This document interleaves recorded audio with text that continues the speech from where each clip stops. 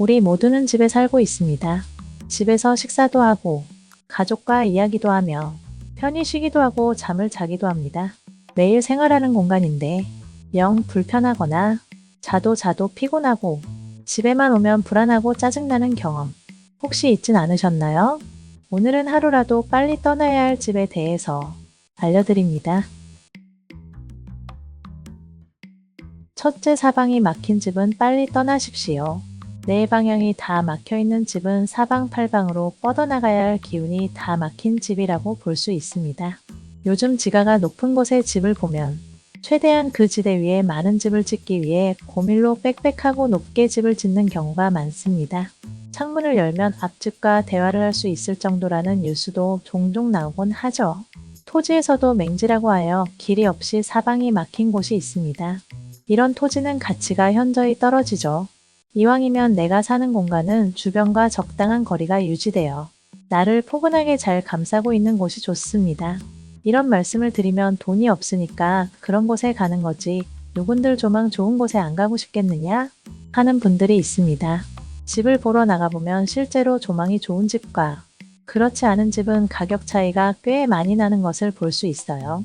조망이 없는 집은 사람들이 선호하지 않기 때문에 상대적으로 가격이 내려온 것이죠. 가격이 이렇게 저렴해진 것은 이유가 있는 것입니다.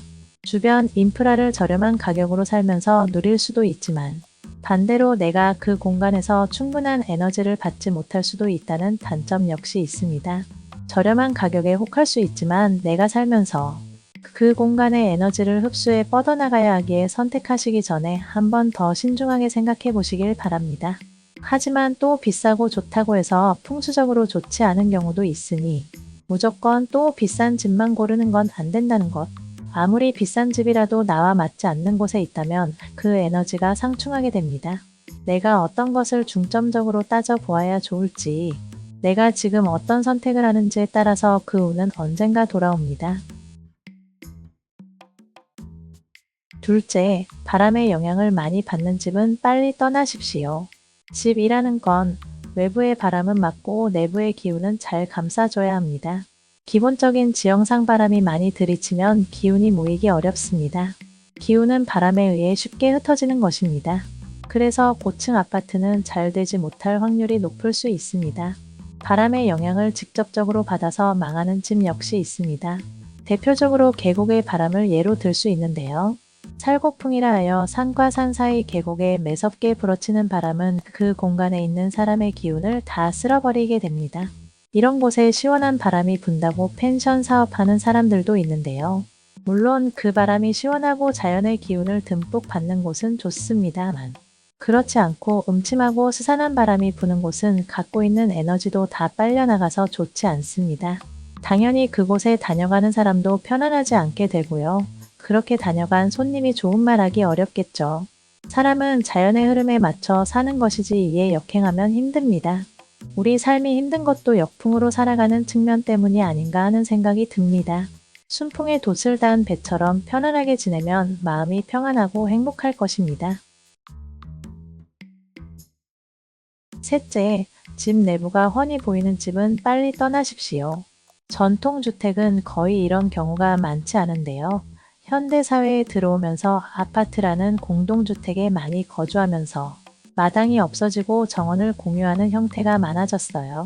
최근에는 아파트 간 담장도 많이 없애는 추세이다 보니 아예 외부 도로에서도 집안이 훤히 들여다 보이는 집을 쉽게 볼 수 있습니다. 하지만 풍수적으로 볼 때 주거 공간은 밖에서 안이 보이면 안 되는 것이 원칙입니다. 상업시설은 당연히 내부 인테리어가 잘 보이면 외부에 더 관심을 갖고 들어와 보고 싶은 마음이 들어서 훨씬 좋을 수 있습니다. 하지만 우리가 살아가는 주거 공간이 다 노출되어 밖에서 훤히 다 보인다면 안에서 생활하면서도 불안도가 높아집니다. 사생활 침해가 있다 보니 외부의 시선이 항상 신경 쓰이게 되고 그게 불편하니 커튼이나 블라인드로 가리고 생활할 수밖에 없게 되죠. 그렇게 되면 단절된 공간에서 에너지의 흐름이 막힐 수 있으며 순환이 잘 되지 않게 됩니다.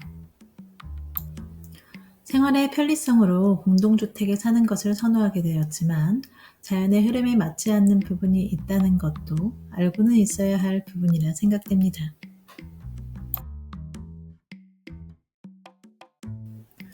오늘은 빨리 떠나야 좋을 집에 대해 알려드렸습니다. 이런 집에 산다고 해서 하루아침 내에 내 삶이 무너지고 하지는 않습니다. 하지만 하루하루가 축적되어 내 삶에 투영되기 때문에 되도록이면 더 좋은 공간으로 이동하시는 것을 추천드리는 것이니 여건이 되신다면 이동하시는 것도 고려해 보시면 좋겠습니다.